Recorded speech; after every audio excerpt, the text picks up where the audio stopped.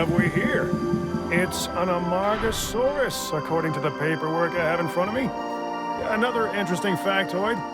Its long neck meant it probably liked to feed on the taller branches of trees and such. At least that's what it says. Guess we'll find out, huh?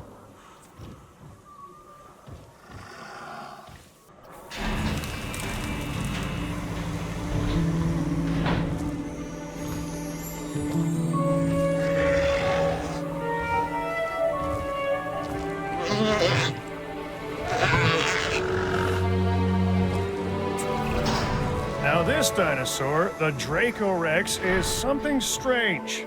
Its name means the Dragon King of a fictional school for wizards. I think I could have come up with that myself. The name, not the dinosaur. For that, we need the scientists.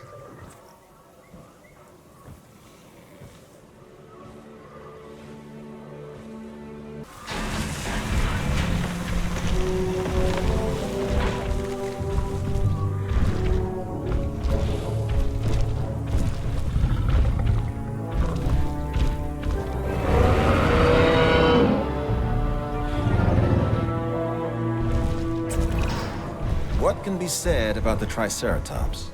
This is one of those dinosaurs that really defines our business. People want to see them, and we want to share them with the world. Don't let that fearsome appearance fool you. Those horns are mostly for defense and impressing other Triceratops.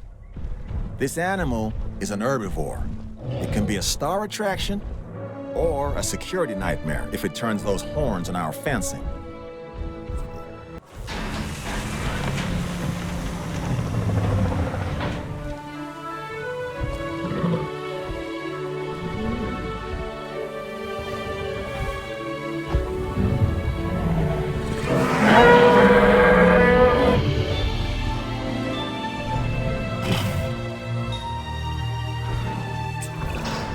Okay, so this next dinosaur, the Parasaurolophus, has a flair for the dramatic, especially where its head is concerned. It has a distinctive cranial crest, which is used for added resonance in its vocalizations and to regulate its body temperature.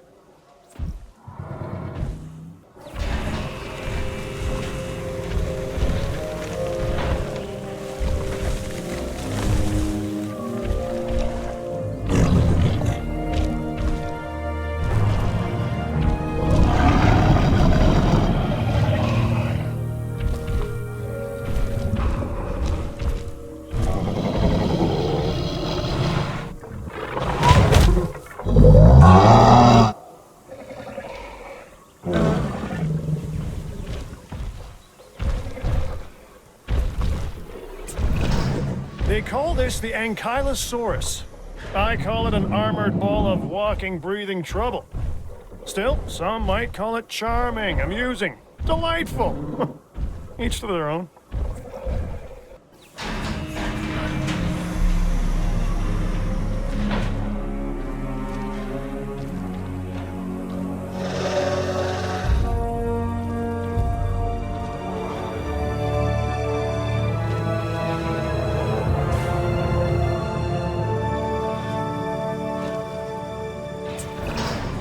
First discovered in China, the Chungkingosaurus has distinctive twin plates that run along its back, and it can swing its spiked tail, called a thagomizer, like a massive medieval mace. This is a dinosaur best observed at a distance.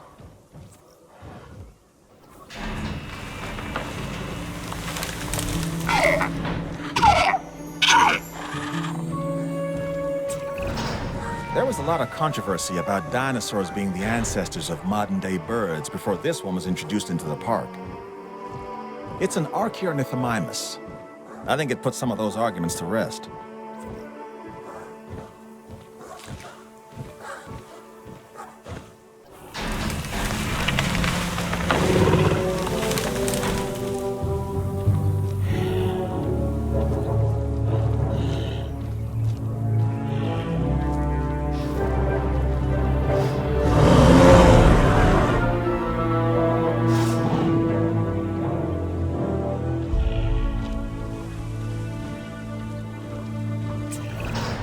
Talk about the opposite of subtle.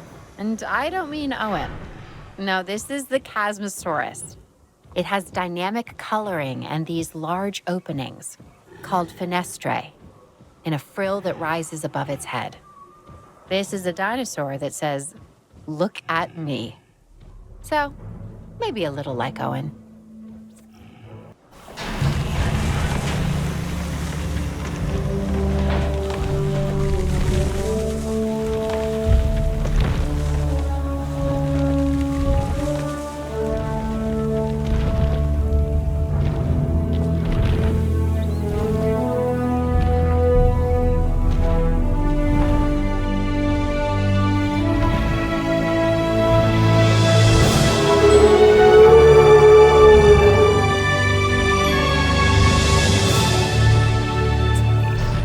Okay, what we have here is a Brachiosaurus.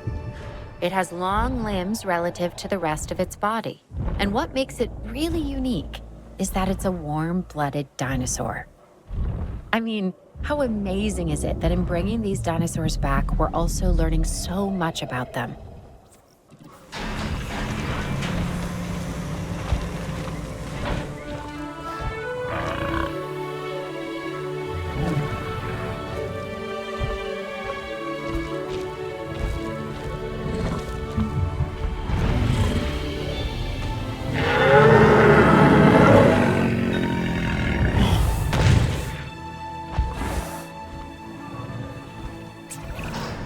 Interesting. An Edmontosaurus. This is an herbivore that can move on all 4 feet or go upright and walk on its hindquarters. We should be able to control and monitor this species more easily than some of the others. Use that to your advantage as you plan out the park.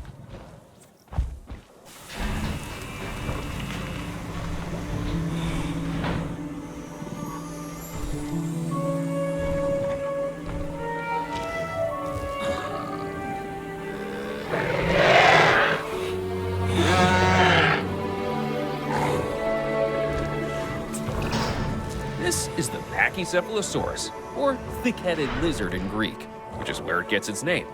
Claire has accused me of being this dinosaur more than a few times. It's also an herbivore, so obviously she couldn't be more wrong. About me, I mean.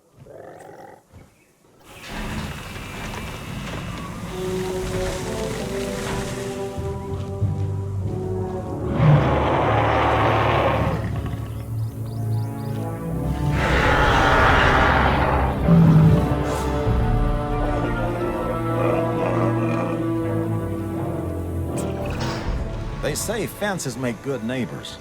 I say without them, dinosaurs like this one, the Pachyrhinosaurus, shouldn't be in the park. This animal is built like a tank, and it has the personality to match.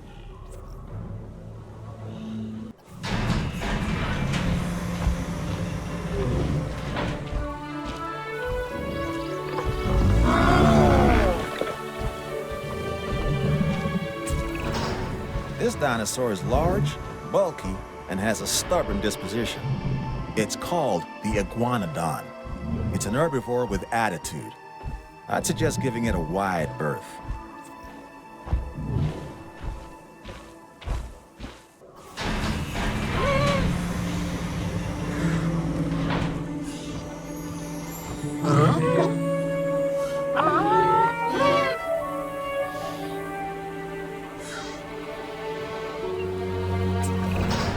We know this animal's primary habitat was the ancient primordial forest that once covered this planet. It's called Dryosaurus. Before our research, there was no information on adult specimens of this dinosaur. We only had the fossilized record of juveniles. But now, that's all changed.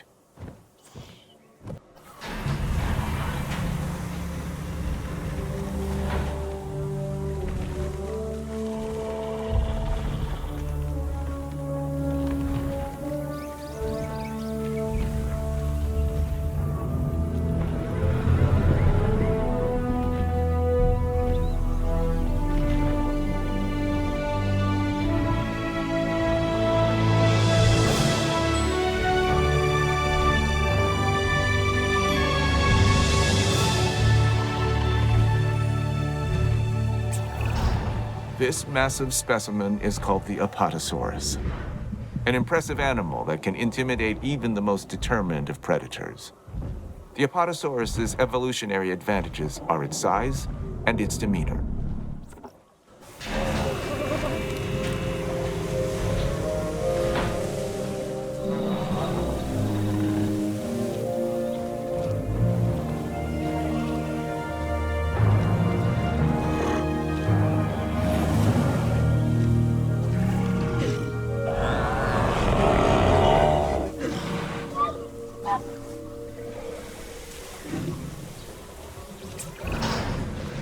The Crichtonsaurus, named after the author, Michael Crichton.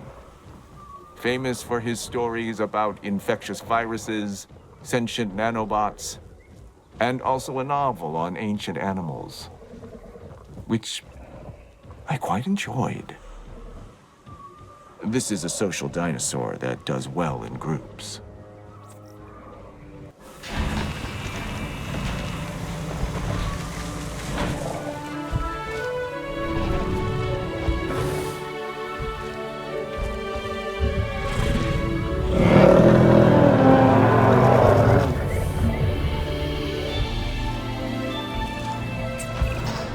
This animal, the Maiasaura, is known as the Good Mother reptile because its fossils were first discovered in a nesting colony. And really, who doesn't love a good mother?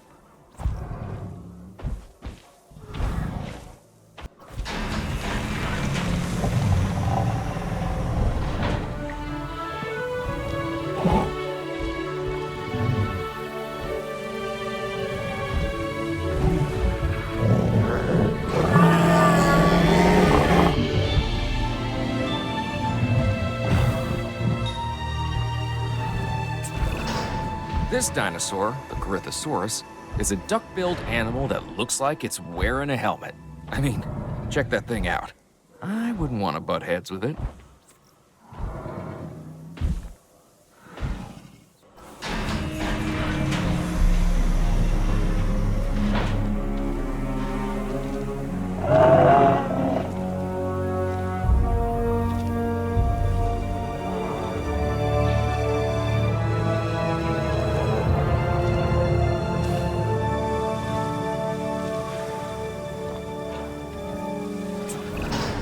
The giant Spinosaurus you have here doesn't quite live up to its name. Don't get me wrong, it's big, but manageable. Just watch out for those shoulder blades. They'd ruin anyone's day.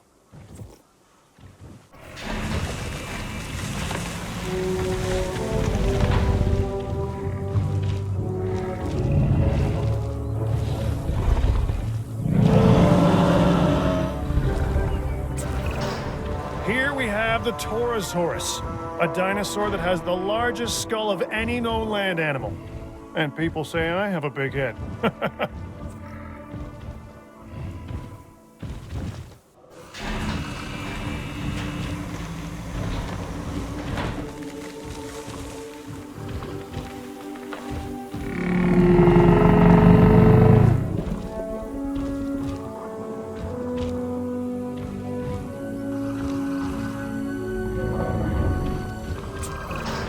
This sauropod, the Nigersaurus, was originally discovered in fossilized form in the Republic of Niger, hence the name.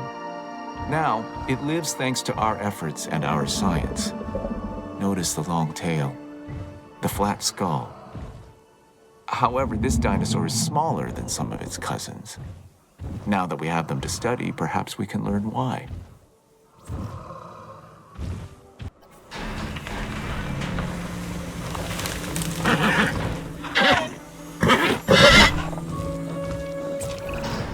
Dr. Kajal Dua.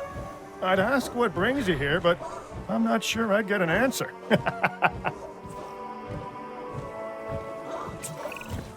Some of these animals present a real test of our abilities. Take, for instance, this latest dinosaur, the Gallimimus. It's an opportunistic omnivore that does best in groups. That alone isn't the problem, but the speed. Gallimimus is incredibly fast, which presents special challenges for the ranger teams tasked with monitoring them.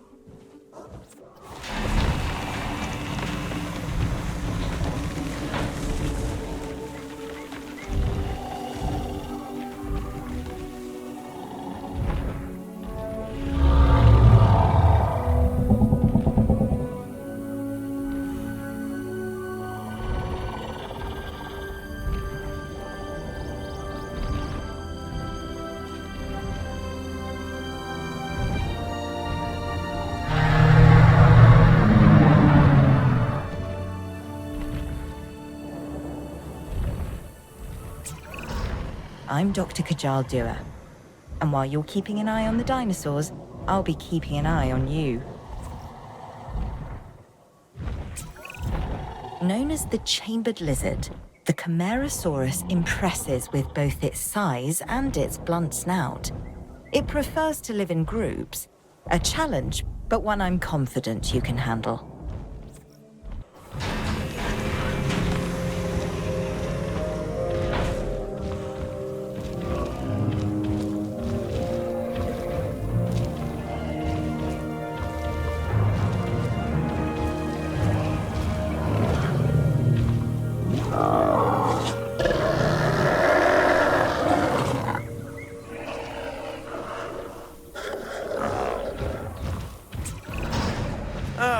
This is a Euoplocephalus, an herbivore and relatively harmless dinosaur, as long as you stay out of the way of the heavy club on its tail. If it swings that your way, you could be relatively finished.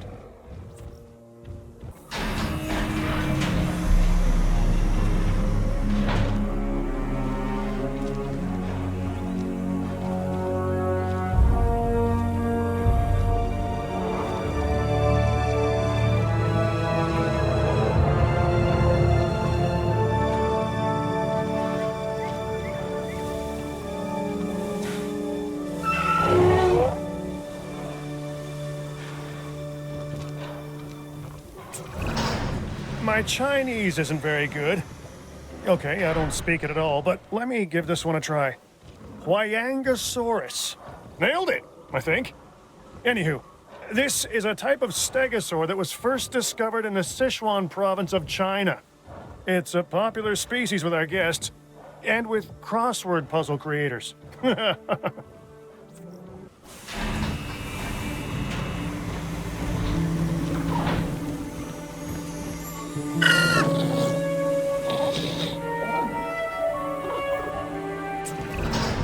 This flat-headed dinosaur, the Homalocephale, can appear unassuming, and perhaps even cute to some. But let's also stay on top of the science. We can learn a lot from a little.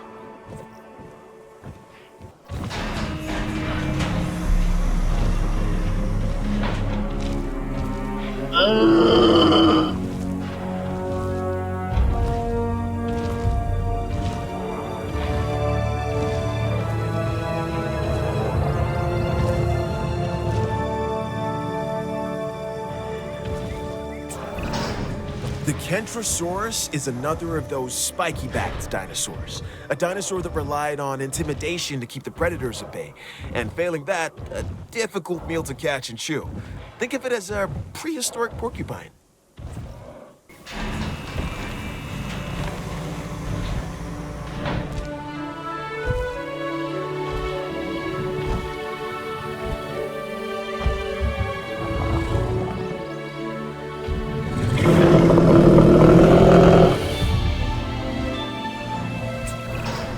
If it is possible for a dinosaur to be both elegant and awkward at the same time, then the Muttaburrasaurus takes the prize.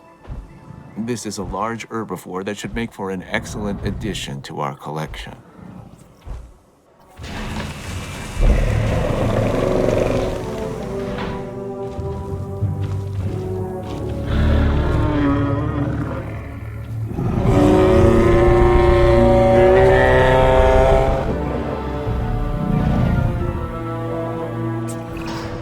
Do you see any resemblance between the Nasutoceratops and modern-day cattle? Look closely at the horns and their relation to the eyes. It's clear to me that as we bring these animals back to life, the connections between the past and the present sharpen, and along with it, our understanding. This is what my science is all about.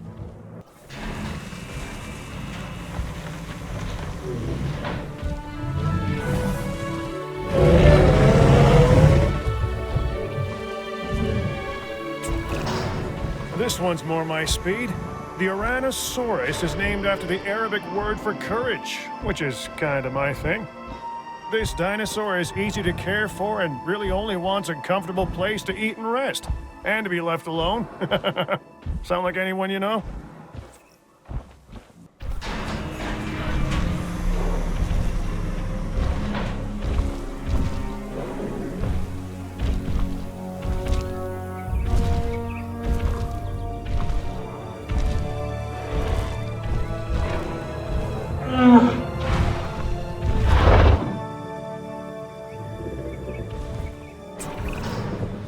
I got into the paleo-curation game, even I knew of the Stegosaurus.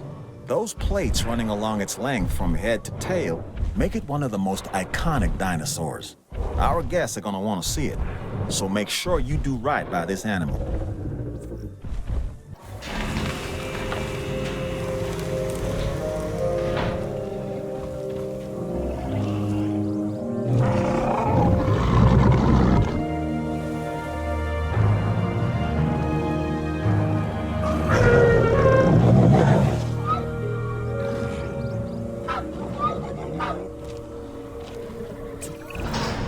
This is the Polacanthus, and it's covered in armor plates and spikes. Mess with this animal at your own risk.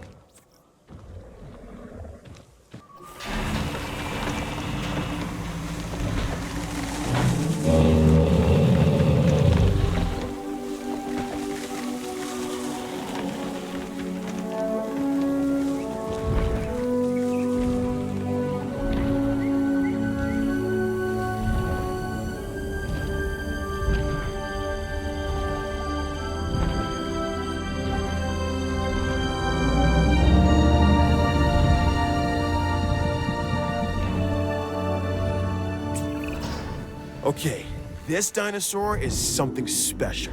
Seriously, look at the size of this thing. It's called the Mamenchisaurus.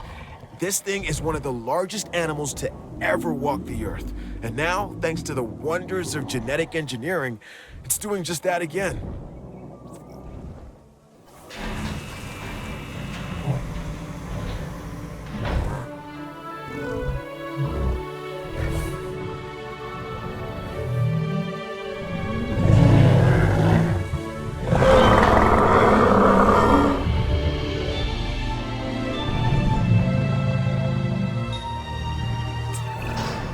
This duck-billed dinosaur is an Eloratitan.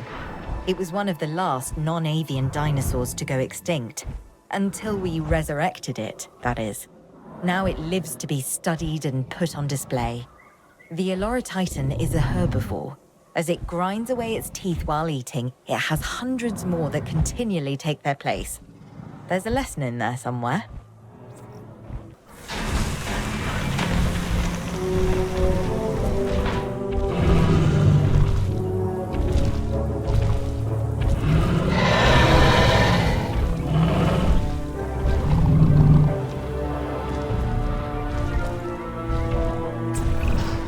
So the Pentaceratops here, it has 5 horns. 1 on the nose, 2 on the brows, and 2 extending out from its jugular bones. It seems excessive, but maybe it's necessary.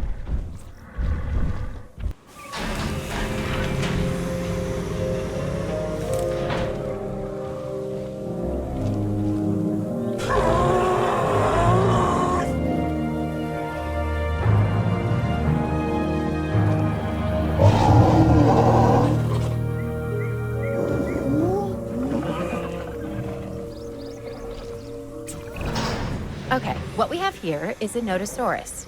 This dinosaur tends to be shy and likes to keep to itself. And it has a thick skin. Sort of the opposite of Owen.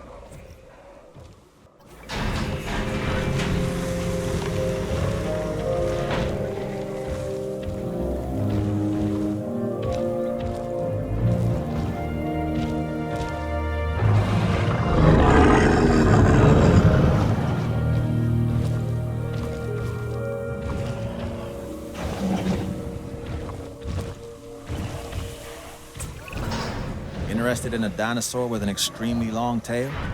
Then this dinosaur is for you. It's called the Sauropelta. Covered in bony armor, it has long spines projecting from its neck.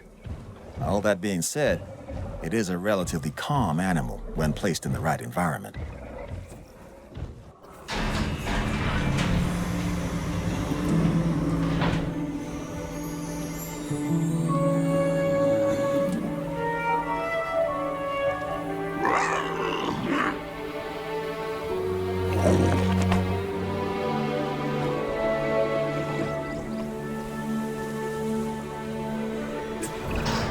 This is the Stygimoloch. And it is one hard-headed dinosaur. It has an armored dome crowned by horns. Despite this, it's a social and relatively docile animal, unless threatened. Then steer well clear of it. This dinosaur can do a number on its enclosures and bash its way through any number of obstacles. Take that into consideration when you're planning its environment.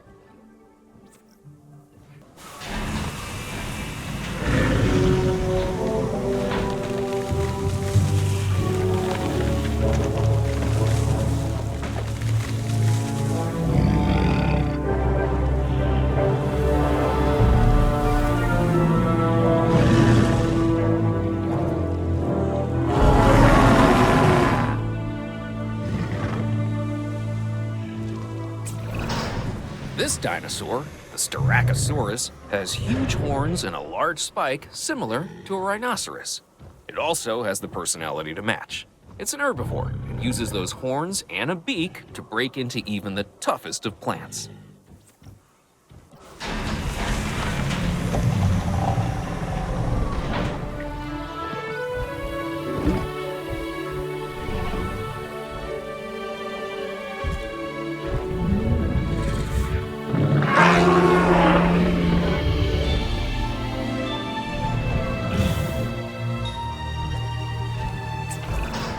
Now, here's a funny little dinosaur.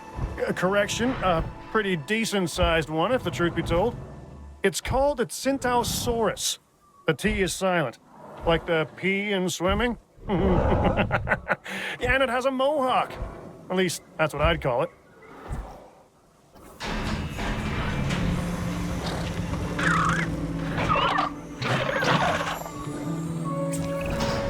Look at an ostrich or emu, then look at this latest dinosaur, the Struthiomimus, and tell me you don't see a connection.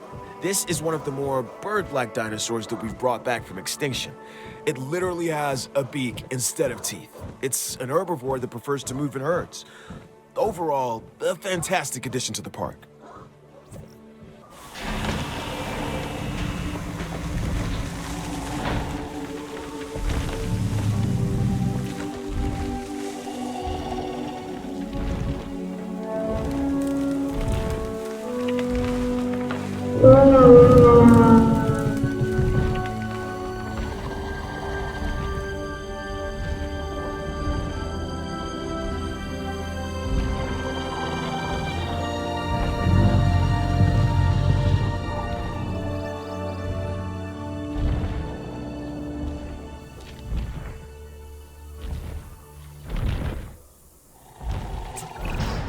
Another massive animal.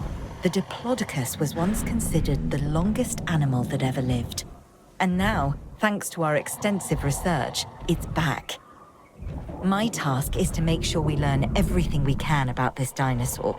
Your task is making sure these magnificent creatures can survive in the modern world.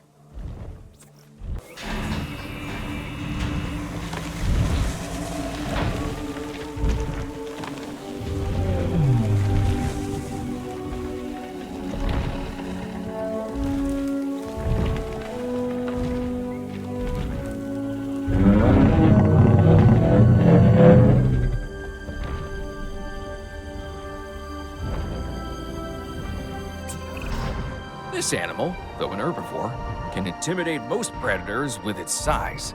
It's a biggie named Dreadnoughtus. I'd give this dinosaur a wide berth.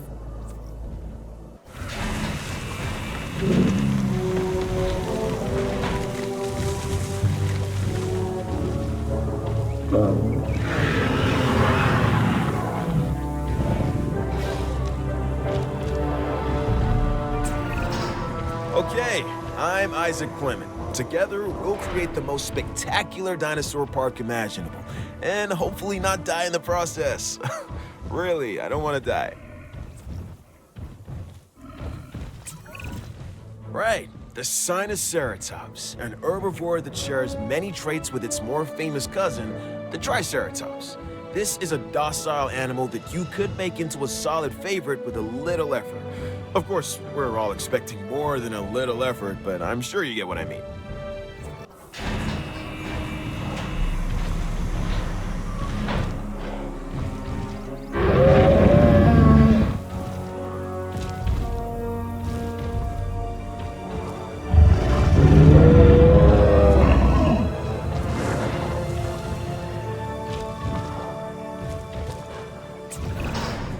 Don't spend too much time looking at those plates. When it comes to the Weresaurus, it pays to keep an eye on this animal's thagomizer. You don't want to be on the receiving end of a swing of that tail.